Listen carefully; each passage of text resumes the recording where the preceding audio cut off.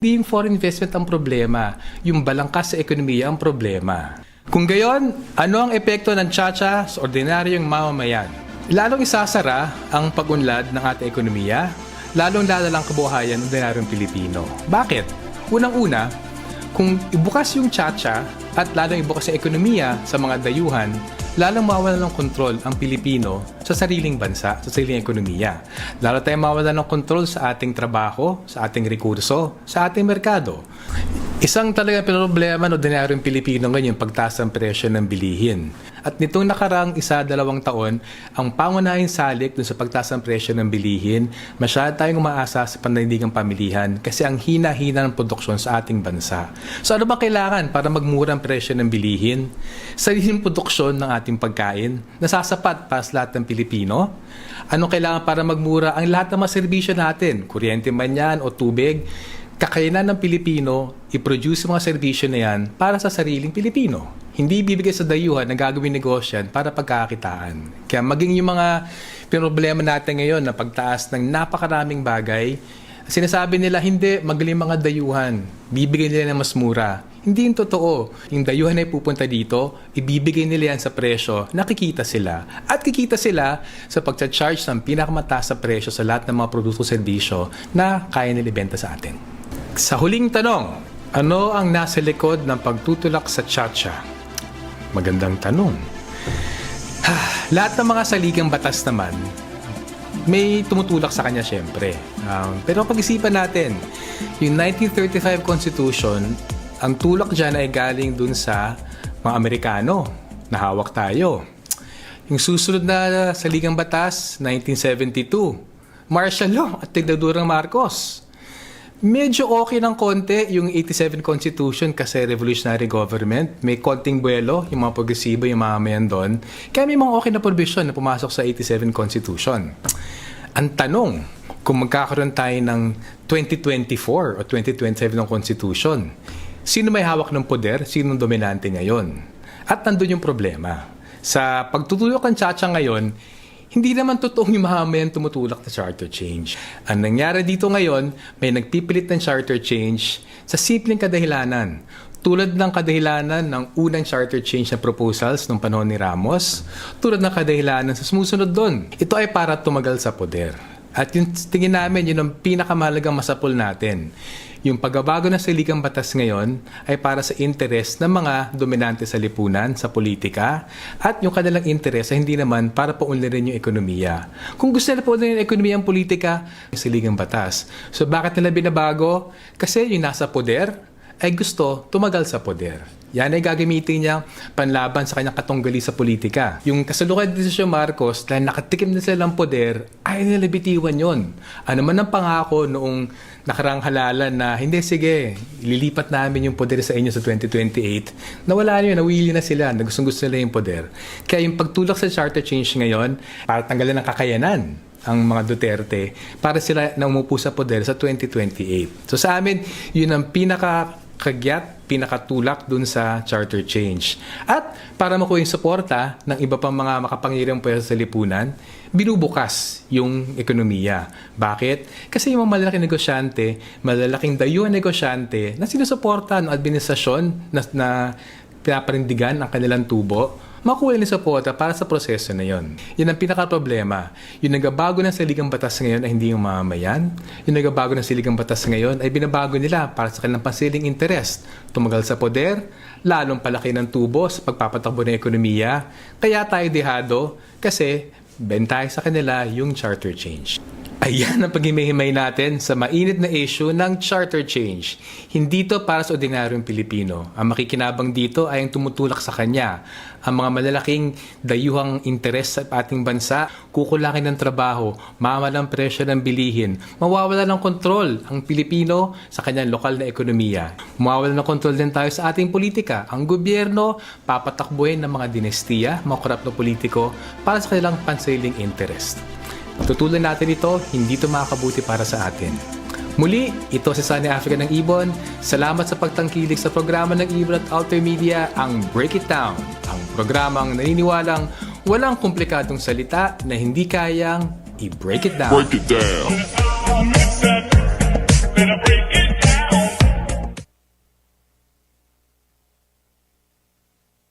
Kumusta?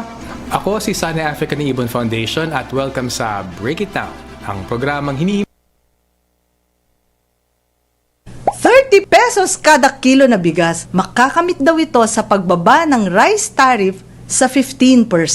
Totoo ba ito? Welcome sa Break It Down, ang programang humihimay sa akala nating komplikadong mga issue. Ito si Rose B. Guzman ng IBON Foundation. Tara at sama-sama natin i-break down ang rice tariff. Break it down.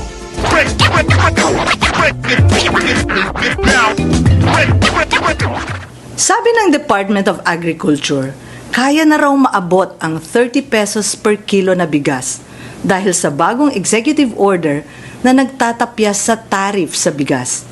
Ang tanong, magmumura nga ba ang presyo ng bigas dahil dito?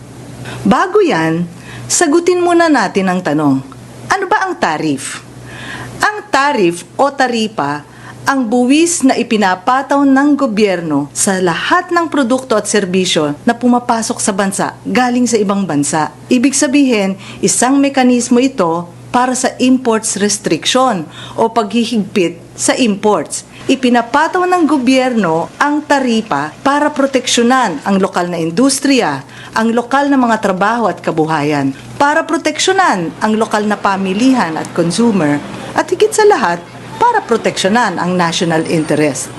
Ipinapataw din ng gobyerno ang taripa para makalikom ng revenues, pandagdag din doon sa iba pang gastusin para sa social services at national development. Nakabubuti ba na may taripa sa bigas? Siyempre, mayroon tayong napakalaking industriya ng bigas. Umaabot ng 20 million metric tons ang ating produksyon kada taon. Humigit kumulang 5 milyon ang mga magsasaka at manggagawang bukid na ito ang kabuhayan. At syempre, kulang ang kain natin kung walang kanin. 62% ng ating calories sa araw-araw ay galing sa kanin. Ibig sabihin, ang industriyang ito ay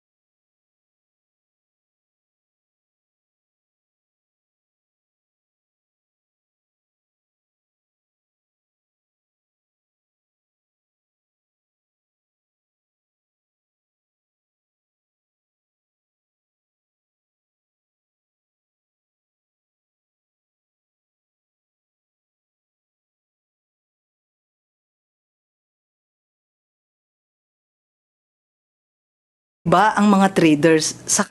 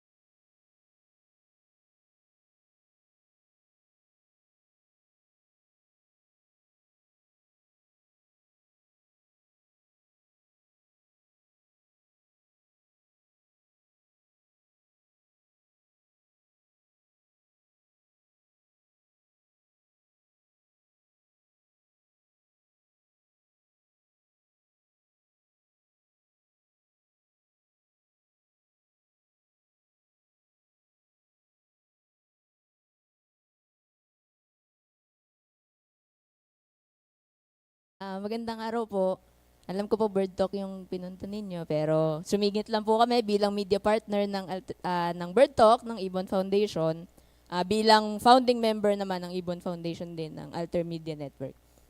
Dahil ngayong araw po, January 23, ay birthday ng nag-iisang nakakulong na journalist na sa Pilipinas na si Frenchie May Cumpio. So, gusto lang po namin ipakilala muli sa lahat si Frenchie May bilang isang community journalist sa Tacloban na inaresto noong 2020. 5 taon na po siyang nakakulong. Pang-5 birthday niya na po sa kulungan, di ba? 21 years old po siya nung inaresto. So yung prime years ng kanyang kabataan ay inagaw sa kanya ng state dahil sa trumped-up charges.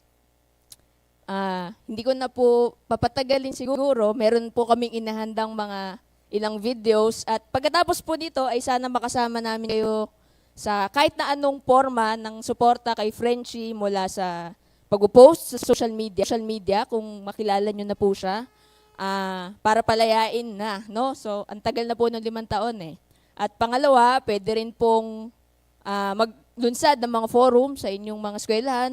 Tingin ko marami pong mga nasa academe sa pagtitipon na ito. At pangatlo, tuloy-tuloy rin po yung pangangalap namin sa kahit anong suporta sa kanyang legal fees dahil syempre dahil tumagal na po ng 5 taon, napakarami pang kailangang i-prepare. No? At noong November 11 nga po, first time niyang mag-witness, first time niyang depensahan yung kanyang sarili after 4 years ng pagkakakulong. So, ready na po. Roll VTR. Kilala niyo ba si Frenchie May Cumpio? Isa siyang community journalist at noong February 7, 2020, kinulong siya kasama ang 4 pang iba pagkatapos ng raid ng mga pulis sa 2 opisina ng mga aktivista sa Tacloban City. Ito yung panahon sa ilalim ng Duterte administration na uso yung mga midnight raid at pagtatanim ng mga baril at bomba sa mga bahay o opisina ng mga aktivista. Kasama sa mga dinakip at kinasuhan ng illegal possession of firearms sina Mariel Dumiquel na isang lay worker para sa Rural Missionaries of the Philippines, si Alexander Abinguna ng Karapatan Eastern Visayas, si Mira Lihiyon ng Bayan Eastern Visayas, at si Marisa Cabalhao ng People's Surge. Tinawag silang 5 bilang Tacloban 5. Bahagi naman si Frenchie ng Eastern Vista, isang alternative media outfit at membro rin ng Alter Media Network. Nag-ulat siya tungkol sa mga nangyayari sa mga magsasaka ng Eastern Visayas region na apektado ng pambobomba ng Philippine military sa anti-insurgency campaign nito. Dahil dyan, tinarget siya, tinaniman ng baril at bomba, at pinalabas na high-ranking official daw ng Communist Party of the Philippines. Sa ngayon, harap ni Frenchie kasama ni Mariel ang mga kasong illegal possession of firearms and explosives at terrorism financing. Pero bago pa mangyari ang raid, nakaranas na si Frenchie ng paniniktik at red tagging. Isang beses pa nga, may dumalaw na di kilalang lalaki sa tinutulayan niya na may dalang bulaklak at picture niya. Yung tipong parang dalaw sa sementeryo. 21 years old lang si Frenchie nang ipakulong siya. Pinili niya maging community journalist at ikwento ang mga nararanasan ng mga kababayan natin sa Samar at Leyte. Ngayong darating na November 11, tetestigo si Frenchie sa korte sa kauna-unahang beses sa loob ng 4 na taon niyang pagkakakulong. Samahan niyo sana kaming manawagang palayain na si Frenchie at ibasura ang mga gawa-gawang kaso laban sa Tacloban 5. Para sa iba pang detalye, pwede niyong bisitahin ang Free Frenchie May Cumpio page sa aming website, altermedia.net. Maalab na pagbati, Pilipinas. Bumuhos ang suporta para sa community journalist na si Frenchie May Cumpio sa nalalapit niyang pagtestigo sa Tacloban Regional Trial Court. Sa November 11, unang beses nahaharap sa korte si Frenchie. Sa loob ito ng higit 4 na taon mula nang sampahan sila ni Mariel Dumiquel ng mga kasong illegal possession of firearms and explosives at financing terrorism. Importanteng sandali ito para sa media groups na naniniwalang ang atake sa isang journalist ay atake sa buong media at sa kalayaan sa pamamahayag. Ito rin ay pagtatanggol doon sa kalayaan ng marami pang mamamahayag na maaring maging biktima ng gawa-gawang kaso, ng aresto. Kaya naman nagkaisa hindi lang ang media groups kundi pati ang human rights at church workers. Palayain si Frenchie May Cumpio! Palayain! Umabot na rin ang kaso ni Frenchie sa labas ng bansa. Sa katunayan, binisita ni Irene Can ang United Nations Special Rapporteur on Free Expression sina Frenchie, Mariel at Alexander Albinguna noong January 2024. Ayon sa kanya, justice delayed is justice denied. para sa media groups gaya ng Alten Media at National Union of Journalists of the Philippines, ginagamit ang pagsasampa ng mga imbentong kaso para pigilan ang pagre-report sa totoong nangyayari sa mga komunidad. Sa kaso ni Frenchie na matagal na nag-cover ng paglaban ng mga Yolanda victims at ang pagkawala ng Eastern Vista at ang pagsasara ng Radyo Tacloban ay may malaking impact din sa komunidad na kanilang pinagsilbihan. Napapanahon ng araw na ipawalang bisa ang mga batas na ginagamit para atakihin ang kalayaan sa pamamahayag gaya ng terror law. Sa ganitong paraan, mas magiging malaya at walang takot ang mga mamamahayag na mag-ulat ng katotohanan. Nakikita na natin sa loob ng 4 na taon kung paano talaga ginagamit itong ATA, Terrorism Financing Act, at iba pang mga batas, no, para intimidate at patahimikin ang iba't ibang sektor. Samahan niyo po kami sa aming panawagan, sa aming kampanya na palayain ang aming kapatid at kapwa mamamahayag na si Frenchie May Cumpio.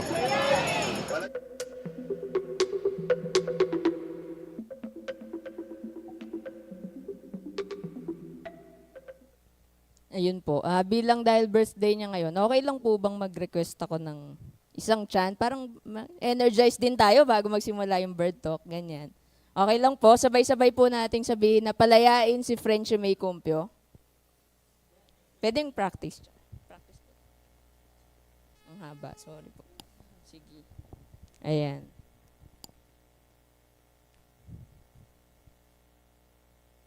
Sige po. Ayan, 1, 2, 3. Palayain si Frenchie May Cumpio. Last one po. 1, 2, 3. Palayain si Frenchie May Cumpio. Palayain si Frenchie May Cumpio. Ayan, maraming salamat po. Update na lang po siguro. Ngayong February 7 po, yung ika-5 taon ng kanilang pagkakakulong.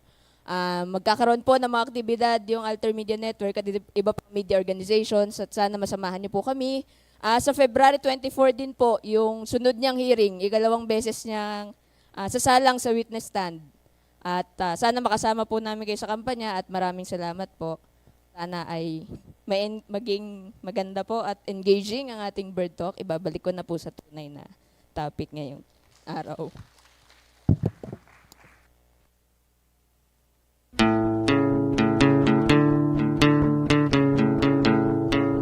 IBON means bird in Filipino. It represents the nation's aspiration for freedom.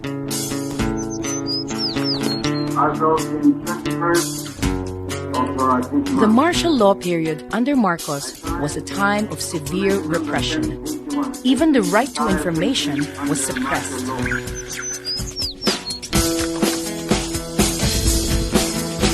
IBON was established during this time in 1978 to keep people informed on urgent national and international issues. It was co-founded by religious of the Good Shepherd sister Soledad Perpignan. IBON came out with an independent fact sheet using a borrowed mimeograph machine. The fact sheet was called Facts and Figures. It was written in a popular style to be accessible to as many people as possible. Volunteers contributed stick drawings and cartoons. There was a ready audience from the very start. The 200 copies of the first issue quickly ran out and another 2,000 was produced.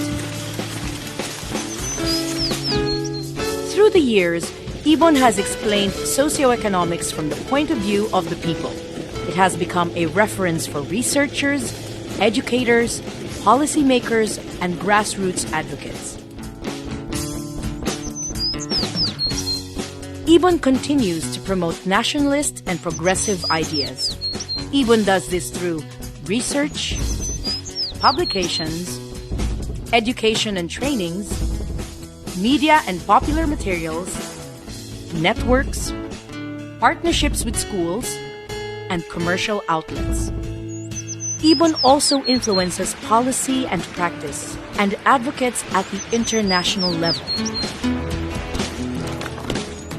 More than 30 years since its founding, IBON remains committed to providing a solid research and education to the broadest number of people as they take action to build an economy that serves the needs and interests of the Filipino people.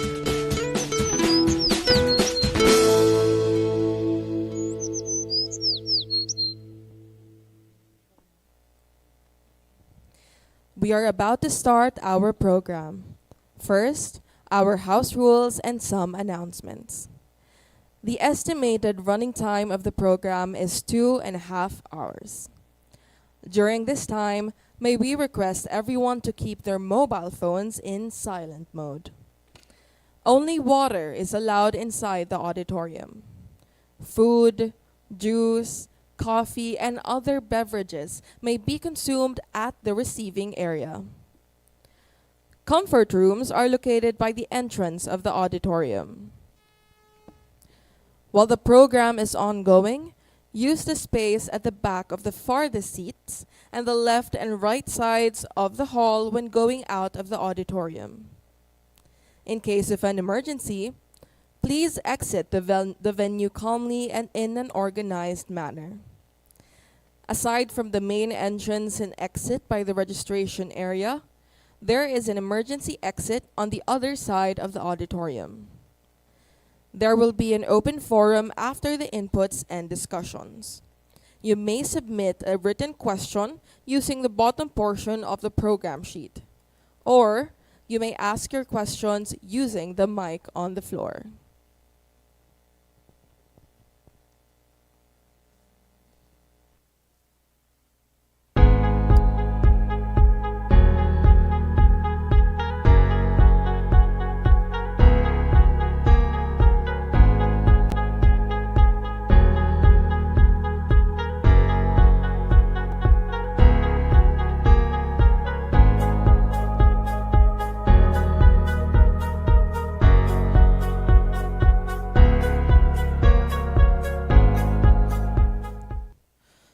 To give the welcoming remarks, Bukod sa bigas, tumaas din ang presyo ng kamatis sa mga pamilihan. The COMELEC will start printing again official ballots, describing the 2025 spending plan as suboptimal. Agriculture and Forestry, which said nearly $2 million. Its deeply destabilizing actions in the region are compelling the U.S. to counteract. Ang isinusulong na impeachment laban kay Vice President Sara Duterte.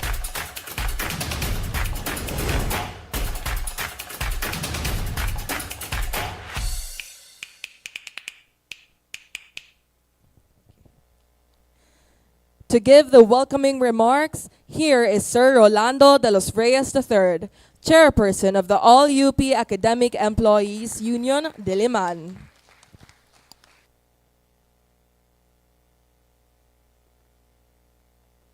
Magandang hapon po sa ating lahat. Okay, correction lang po, ako po yung the second. Kasi yung the third po ay kapatid ko. Baka magalit siya. Char. Okay, so mabuhay po sa ating lahat, no? Isang maalab na pagbati po sa ating lahat na naririto sa bulwagan na ito, no? Para ho makapag-participate po dito sa ating Birdtalk, no?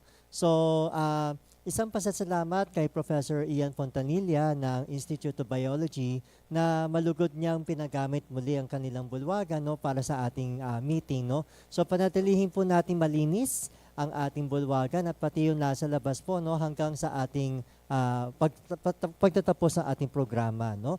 So dalawang punto lang po, no, sa ating welcome remarks na gusto kong may pahagi sa inyo, no. Ako'y malugod na nagpapasalamat sa IBON Foundation, sa Birdtalk, kasi binibigyan niyo po kami ng armas laban sa kultura ng kasinungalingan na pinapamayagpag ng ating pamahalaan ngayon, no? Dalawa kasi yung layunin ng pamahalaan natin, no? Una sa lahat ay panatilihing mangmang ang ating mga kababayan. At kami ho sa akademikong sektor, ramdam po namin yan, lalo na ho sa ating mga kabataan ngayon. Imagine simpleng coordination letter, hirap na po magsulat ang mga kabataan. Yung pagbabasa ho ng simpleng text, sabi nga po natin, di ba, yung learning poverty natin, 9 out of 10 students as early as 10 years old doesn't know how to read a simple text. Ganun po ang layunin ng pamahalaan, panatilihin tayong mangmang. Kaya ho malaking bagay itong mga bird talks natin kasi we will actually be informed about what is really happening in our country, no? Isang bagay na hindi natin makukuha sa mainstream media na pinapalabas ngayon. Kaya salamat sa outer media kasi kayo nagbibigay talaga ng ibang perspektibo. Pero pangalawang layunin ng ating pamahalaan ay panatilihin rin tayong magkakahati-hati, no? Hindi lang ho sabong, sarabongbong, no? Ang nangyayari ngayon, kundi marami pa ho mga mapanghati na eskema ang ginagawa ng pamahalaan, no? Nariyang pag-awayin tayo sa pagitan ng Sampaguita Girl versus Guardia, no? O kaya pag-awayin pa, no, yung simpleng sino ba ang rom-com queen, no? Kung si Sarah G ba, no? O kaya si Tony G ba? O kaya sino po ba isa? Si Jenny Lee Mercado daw. Lumabas na yun yung nagsabi daw si Dennis Trillo na si Jenny Lee Mercado daw ang rom-com queen, no? Sabihin na natin mga ginagawa nilang bobo yung diskurso ngayon, no? Hindi natin na itataas yung diskurso ng ating mga mamamayan. At yun ho yung pakay natin ngayong hapon na ito, no? Na itaas natin, no, yung diskurso, panatiliin natin buhay, no, yung mga issue ng kahirapan, korupsyon at kawalang pananagutan na patuloy na namamayani sa ating pamahalaan, sa ating bansa ngayon. At paano natin magagawa yun kung wala tayong datos? Hindi ho tayo pwedeng gawa ng gawa at syempre, no, commercial na rin sa ating lahat. Sama po tayo sa malawakang kilos protesta sa Enero 31st, no? Yan po ay sa Liwasang Bonifacio, no? At ito hong mga datos na ipapakita sa atin, ang mga kwento na ipapakita ng IBON Foundation, ang magiging armas natin. Na hindi lamang po tayong gawa ng gawa, no? Kasi mali natin, baka biglang hilahin ka, no? Ng isang ABS-CBN o GMA News at sabihin sa iyo, ba't ka nandito sa rally? Diba? So mainam na dito ho sa ating bulwagan, marinig natin ano ang datos, bakit tayo nagwewelga, bakit tayo nagrarally, bakit patuloy natin tinutuligsa. Hindi lamang po yung 600 million ni Sara, kundi 4.6 billion ni Marcos, no?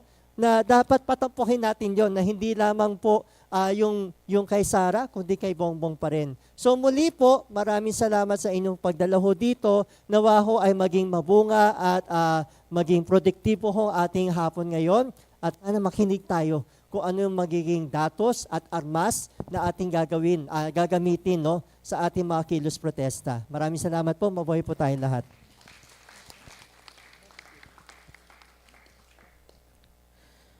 For the opening remarks, please welcome Ms. Early Sol A. Gadong, University of the Philippines Faculty Regent.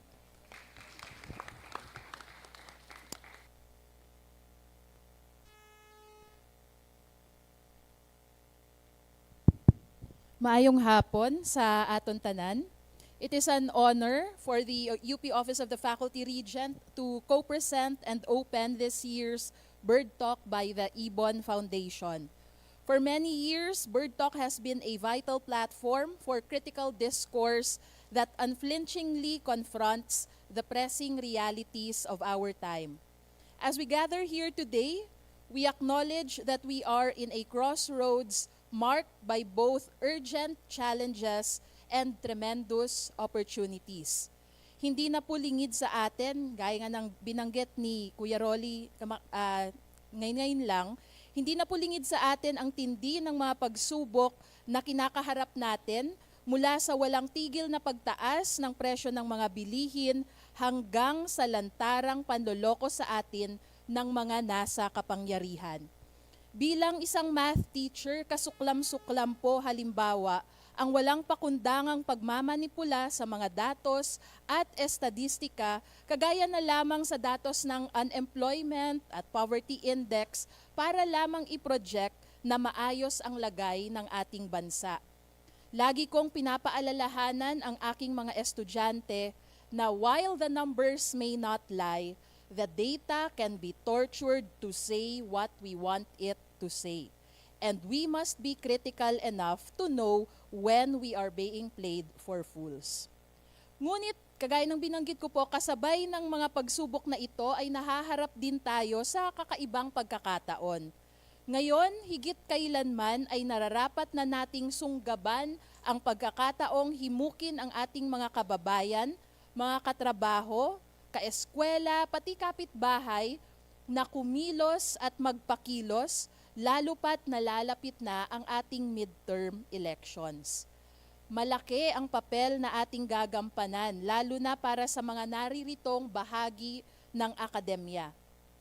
Lagit-laging bahagi ng responsibilidad natin ang pagpapalakas ng ating hanay, hindi lang sa paglikha ng kaalaman, kundi sa paggamit din nito para sa ikabubuti ng lipunan, lalong-lalo na yung mga nasa laylayan.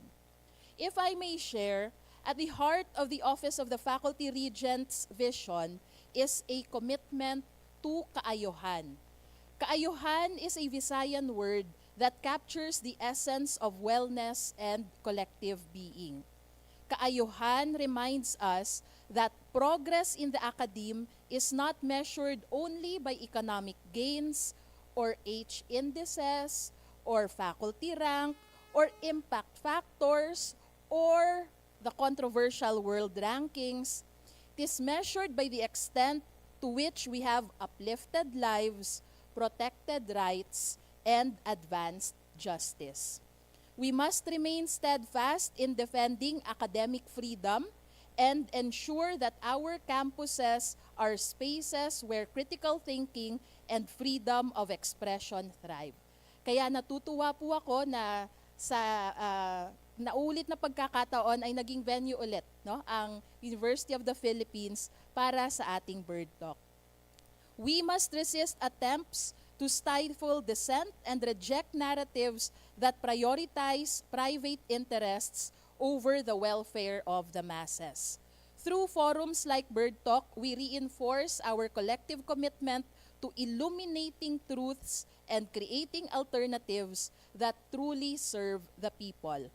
Let this forum be an act of solidarity, rooted in the belief that knowledge, when wielded responsibly, can catalyze change and inspire us to continue working toward an enduring and progressive academe that does not shy away from its responsibility of serving the people. Muli po, mainit nga pag-abi-abi sa aton tanan. Welcome to Birdtalk Yearstarter 2025. Padayon kita, kag madamo gid nga salamat. We kindly call on Sonny Africa and Rosario Guzman to go on stage for a photo op with Miss Early-Sol Gadong. Our house rules and some announcements. The estimated running time of the program is 2.5 hours. During this time, may we request everyone to keep their mobile phones in silent mode. Only water is allowed inside the auditorium. Food, juice, coffee, and other beverages may be consumed at the receiving area. Comfort rooms are located by the entrance of the auditorium. While the program is ongoing, use the space at the back of the farthest seats and the left and right sides of the hall when going out of the auditorium. In case of an emergency, please exit the venue calmly and in an organized manner. Aside from the main entrance and exit by the registration area, there is an emergency exit on the other side of the auditorium. There will be an open forum after the inputs and discussions. You may submit a written question using the bottom portion of the program sheet, or you may ask your question using the mic on the floor.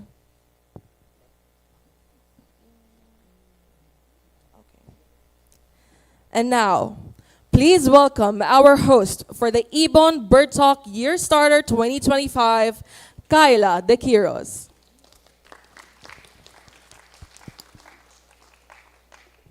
Hello. Hi. Good afternoon. Thank you, Mr. Raleigh and Ms. Sol, for your opening remarks.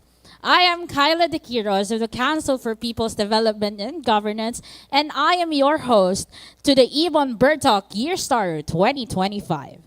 The Bird Talk is made possible in partnership with Alter Media, All UP Academic Employees Union, and the Office of the Faculty Regent. And of course, we are also live on the Facebook accounts of IBON Foundation, IBON iPad, and IBON Bookshop. We thank our cross-posters for taking us to a much wider audience online. We are in partnership with AGHAM, Agroecology X, Alliance for Consumer Protection, Philippine Economical Peace Platform, Bunyog ng Pagkakaisa, CEGP, ILER, Inclusibo, Lapis, Panatang Luntian, Pinoy Weekly, Samasa Alumni Association, FYT, Para, Living Laudato Si, Kodal Productions, Ecumenical Bishops Forum, Para Advocates for Inclusive Transport, Pitik Bulag, UP CSWCD, PUP Economics Research Society, Masipag, Consumers Union of the Philippines, Rappler, Philippine Collegian, Stan PLM, Now You Know, Suki at CPDG. Bird Talk is IBON Foundation's biannual forum where IBON Foundation presents its analysis of the country's most urgent socio-economic and political issues. We assess major economic and political developments, particularly of the past 6 months, while also laying down the prospects for Filipinos in the face of the current national situation. Are you guys ready to learn this afternoon? That's the energy I want. So, without further ado, I'm introducing our first speaker for this afternoon. He finished his master's degree in development studies and bachelor's in philosophy and economics at the London School of Economics and Political Science. He is a member of the IBON Board of Trustees. To talk about what's happening in the May 2025 elections and beyond, let's welcome IBON's Executive Director, Mr. Jose Enrique Sonny Africa. Thank you.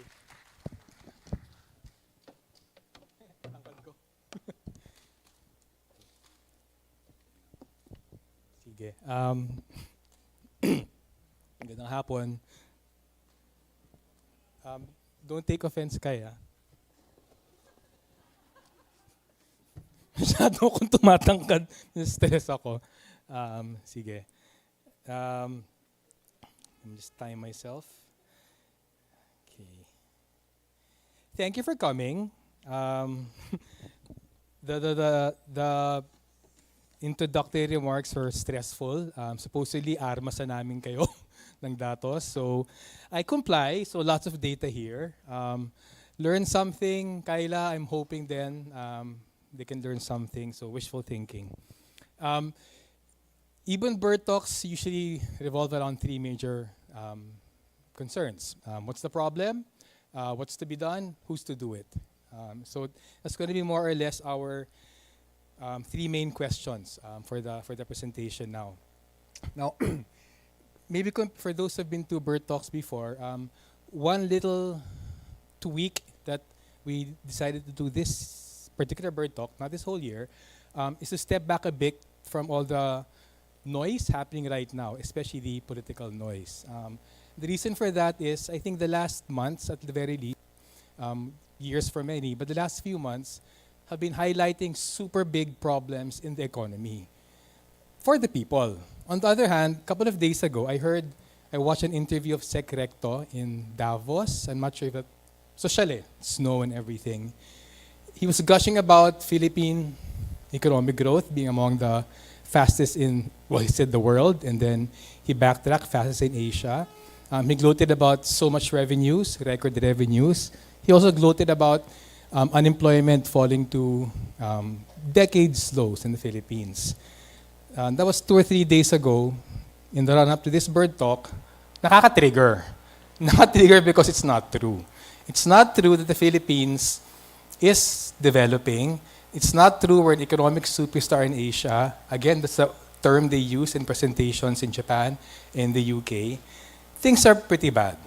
So for this particular Bird Talk, we want to give an explanation of that great disconnect between government hype and what people are feeling on the ground. And that disconnect, I think, will be clearest if we step back and take a more macro and historical view. So maraming data, but that's to stress that there is a big problem that if you don't look at it from the big picture, you kind of get lost in the noise and details of today.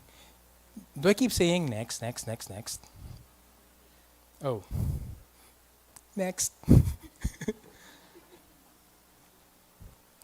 Okay. These are I think, 5 super important messages that hopefully you'll be convinced of after a few minutes. First, the framework is, of course, for IBON, I think for all progressives, a lot of the noise happening today is about May 2025, which is about May 2028. But we want to step back, look at, of course, the elections are important. There's a political exercise. But we want to look at the elections beyond the political noise around it, but looking at the economic challenges from the people's perspective of what we should expect from people we'll be electing in May 2025 or beyond. We have 5 major points that hopefully will be something you pick up from us. If we're wrong, please correct us. We're very happy to be corrected, but since I have the podium, I'm going to bludgeon you with data and charts to at least give me an advantage for that argument. 5 major points. First, growth is there, the statistics are there, but something never mentioned by the government, growth is at a very low level of development. It's not being felt by the people. Second important point, the joblessness of growth, also the incomelessness of growth is actually getting worse and it's being hidden by labor force statistics. That's important because those two are connected. The labor force figures are something that the government is so proud about. Third point, the government, the private sector and foreign capital have been investing, the government infrastructure, corporations in their businesses, also foreign investors, slowing a bit but still investing. But want to be clear, if those hail the steps to development, they're actually not leading us to development. So I think the more accurate formulation is they are investing not in the country's development, but in the country's under development. Hopefully, after those 3 premises are established, we'll get convinced that the only path to progress is not what the Philippine Development Plan says. It's not the empty promises of politicians. It's not even the dogmatic statements of economic managers. Hopefully, it will be clear national industrialization really is the only path to progress for the Philippines. Last point, bring it all to get back into the question of the political exercise coming up. Categorical statement, the sort of progressive economic leadership we need won't come from the Marcoses or the Dutertes or any politician invested in gaining from the inequitable status quo. It is mass movements that are most important, most of all. So I want to sort of drill home that point about we have to look at the Philippines' economic structures because a lot of the problems we're facing today, high prices, joblessness, not enough incomes, high poverty, worsening hunger, and all of that, all of those are rooted in the Philippine economic structure. Next slide. Click. Okay. We do believe in the growth figures, to be clear. I don't think anyone has come out with any reason to doubt the government statistics, so those are just the growth figures. Do want to stress, growth right now, 5.8% for the first 3 quarters of 2024. They're actually at a lower level compared to the 6 to 7% before COVID. So just putting out there, we're not big fans of growth, but just putting it out there that growth is actually slowing. The next slide is actually more important. Growth has been rapid in the Philippines for actually about a decade and a half right now. And the next slide, where's the next slide there? The next slide will answer the question, is that growth trickling down? Is it actually making people better? Super important chart, not this one, the other one, back there. The blue bars are economic output per capita. It's GDP per capita. So if you've heard all that nonsense about, the Philippines is going to be an upper middle income country, that's dividing, GNI by the population to get GNI per capita.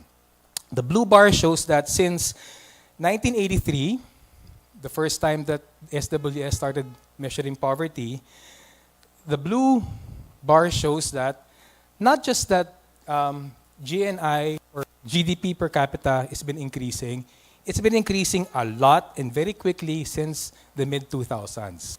So all this hype about economic growth, fastest in Asia, it's kind of old now. I mean, it's been thrown in the air for so long. What do we want to stress by superimposing SWS figures for self-rated poverty? It should be striking. Despite much faster economic growth, reflected in growth outpacing the population, reflected in very rapid increases in gross domestic product per capita, poverty is flat. It has been flat at more or less 40 to 50% at the exact same period that growth started accelerating. So that's so important because all these grumblings we hear about, that growth, it's in the papers, it's used for economic propaganda, but it's not felt. I think that shows in a simple chart that growth is not trickling down. Next slide. This is just same exercise, blue bar, GDP per capita. The green line is actually self-rated poverty by SWS until 2023. The red line on top, I think is quite important. These are the people, includes the people that SWS calls borderline. So they're not poor, they don't call themselves poor, but they're also not poor, they're on the borderline. But if you're on the borderline, you're kind of vulnerable. So it sounds kind of poor to me, with high prices and stuff. What does the red line say? Situation's actually worse. If self-rated poverty was almost 50% in 2023, if you add those on the borderline, balancing, trying not to fall into poverty, that bumps up poor and vulnerable Filipinos from half the population of families to almost 8 out of 10 families. And I think that's so important to see where we are. Again, despite rapid growth, despite growth outpacing the population, leading to very rapid GDP per capita increases, there is no basic change in the number of poor people, nor in the number of poor and vulnerable Filipinos. So I think to bear that in mind, that should explain why people are so disgruntled. Next slide. I won't speak for IBON.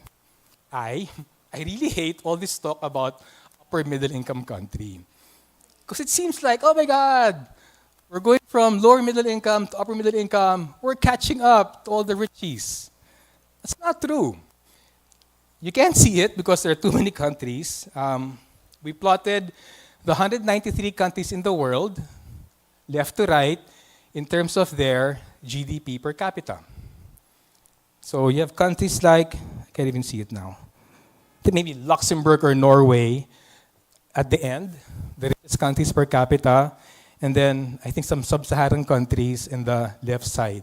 Where's the Philippines? In 2023, the Philippines is 150th out of 220 countries. Despite upper middle income hype, we're still in the bottom third of countries worldwide. We're not catching up. Also, with $5,230 per capita, GNI per capita in the Philippines, that's not even, well, that's barely 1/4 of the global average of almost $19,000. So again, to Cesar's point, we're not catching up, we're not doing great, there's a lot of hype, but that's not really happening. Next slide. Okay, so if we believe the growth figures, but we believe the poverty figures, what's up? Where is the growth going? The charts on the left, the chart on the left shows corporate profits of the top 1,000 corporations in blue. Huge increase in the last decade and a half to over 2 trillion pesos last year. The red bar there on the left chart is the net income of the companies listed in the Philippine Stock Exchange, also increasing to 1.2 trillion last year. On the right side, the bottom right is the combined net worth of the 40 richest Filipinos. The gray bar is their absolute wealth. The red line is their wealth as a share of the economy.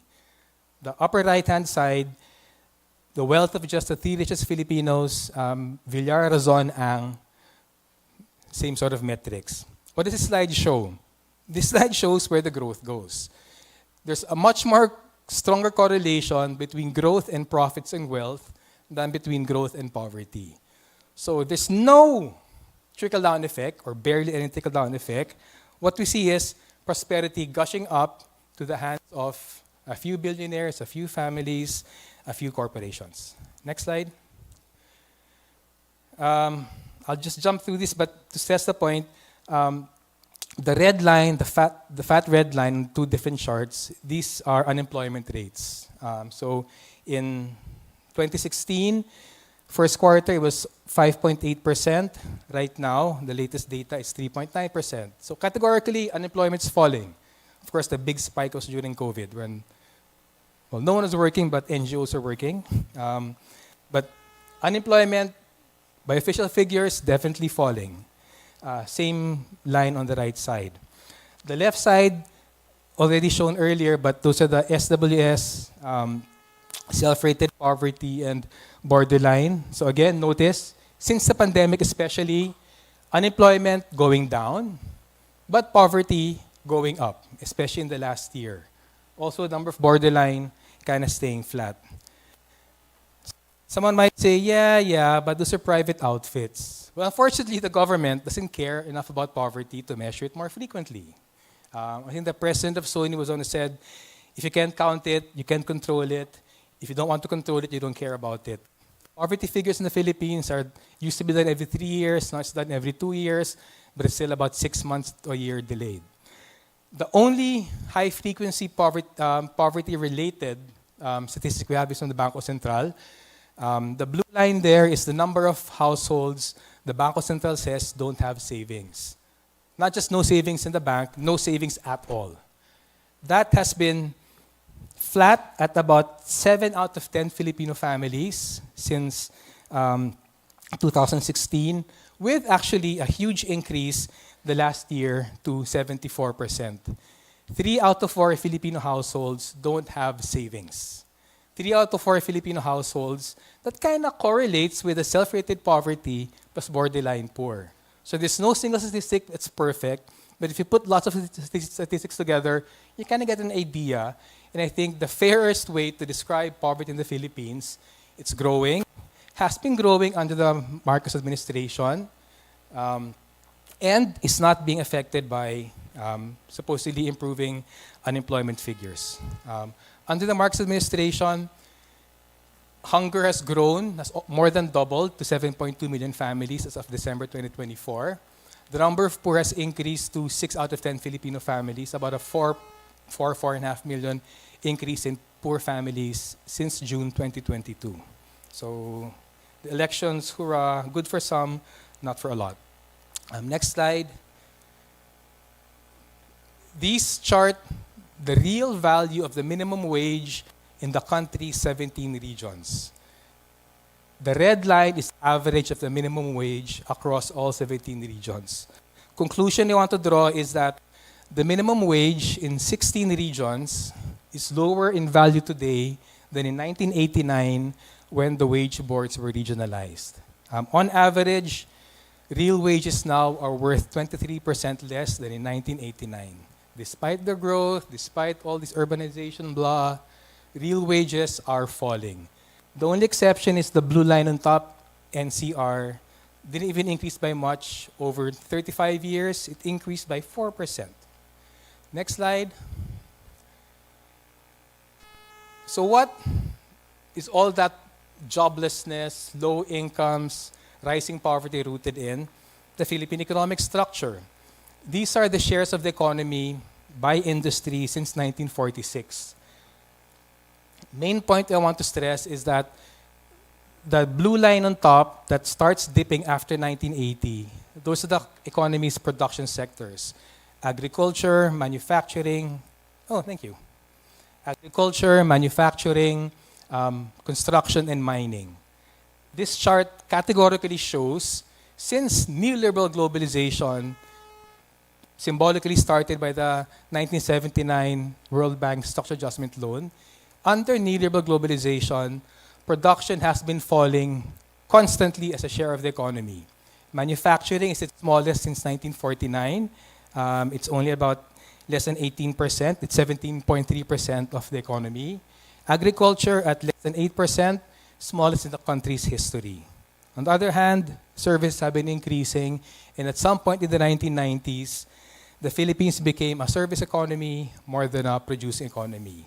And for us, it's the single biggest reason for economic backwardness, low jobs, low incomes.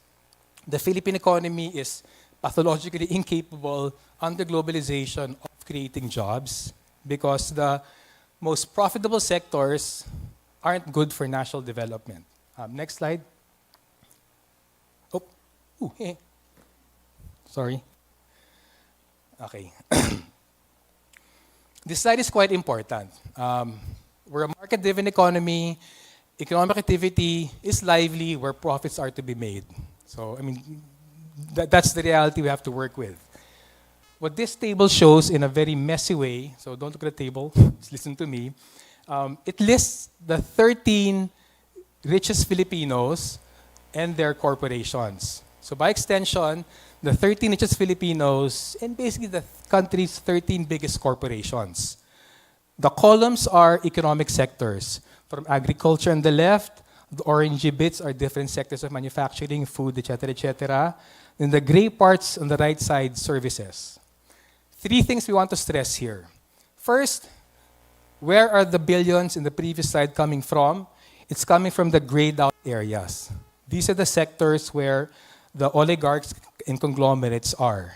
Clearly, they're not so much in agriculture, manufacturing, but they're heavily in services. Point number one. Point number two, why are profits not equal to development? Because a lot of those services, they're actually not labor intensive. That's what people usually think about services. So I know you can't see it, but on the very, very top row, we looked at total employment, percentage of total employment in the sectors where the oligarchs are. You can't see it, but I'll just take my word for it. Power only has 0.2% of employment. Water only has 0.2% of employment. Telecommunications has just 1% of employment. Transportation, if you take out our jeepney drivers, our tricycle drivers, just focus on the big transport logistics firms, about 1.5% of employment. Finance, 1.4% of employment. What's the point? These are not productive activities in the sense of producing something. They provide services. But the profits and wealth from these sectors come from holding an asset, usually monopolistically, and charging for that. So the problem with that is one, they don't create very many jobs. Secondly, you don't actually learn much from providing real estate or the other utility services. You don't develop your technology. You don't develop high productivity activities. And third, because not creating enough jobs, it's actually not felt by very many Filipinos. So the Philippine economy is service-oriented, but service-oriented not because we're in the post-industrial era, but because we're in the pre-industrial backward era. Next slide. Oops. Sorry, got spoiled. Next slide. Okay.